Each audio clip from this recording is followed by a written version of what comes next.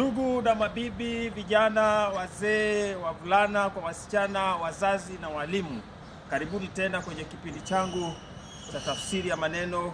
Uwanja ni wa Kiswahili, mazingira kama mnavyoona ni ya michezo. Kwa hivyo leo nimevalia sare rasmi za kimichezo ili tuweze kupiga shughuli tukiwa katika mazingira tofauti. Leo hii moja kwa moja tutaangazia sehemu za mwili. Kwa hivyo hapa juu tuna kichwa, na kwenye kichwa tuna nywele kama mnavyoona. Kisha ndevu, nywele ambazo zinapatikana hapa ambayo watu wanaita beard, ambao watoto wa kike wanapenda sana, tunaita mashurubu. Kisha kwenye udevu wangu tuna ndevu. Nywele za hapa tunaita nyusi, na hizi ambazo pepesa ambacho utaziona hizi tunaita kope.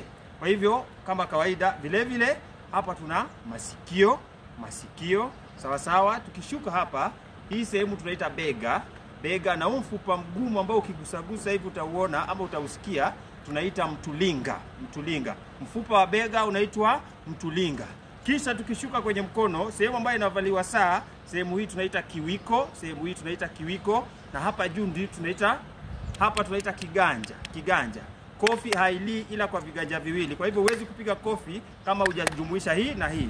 Kwa hivyo hapa tunaita kiganja na hivi ni vidole. Sawa. Hapa tunaita kifua au kidari.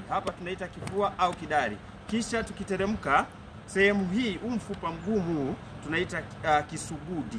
Sehemu hii ambayo ukigusa mfupa unaitwa kisugudi. Watu ukosea sana. Sehemu hii ni kisugudi. Kisha hapa ni goti. Hii sehemu ngumu hii tunaita goti. Hapa tuna paja kama la director wangu hapa ambaye anao kweli. Kisha kuna mguu, na chini ya mguu sehemu ambayo inakanyaga chini tunaita wayo. Sehemu hii tunaita wayo. Sawa. Kisha sehemu hii ambayo wakati unafanya mazoezi lazima kushughulikia na kuzingatia kweli, tunaita kiuno. Sehemu hii tunaita kiuno. Kwa hivyo kisha kabla sijasahau, sehemu hii ambayo kwa Kiingereza inaitwa backing, hii tunaita kisigino. Kwa hivyo kuna tofauti ya kisugudi sehemu ya mkono na kisigino sehemu ya mguu. Usikosee. Najua hapo wengi wetu huwa tunakosea.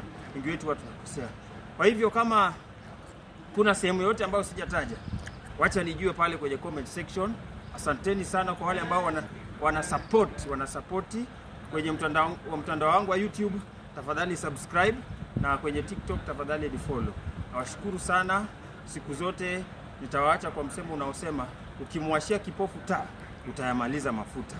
Asanteni sana. Unabisha.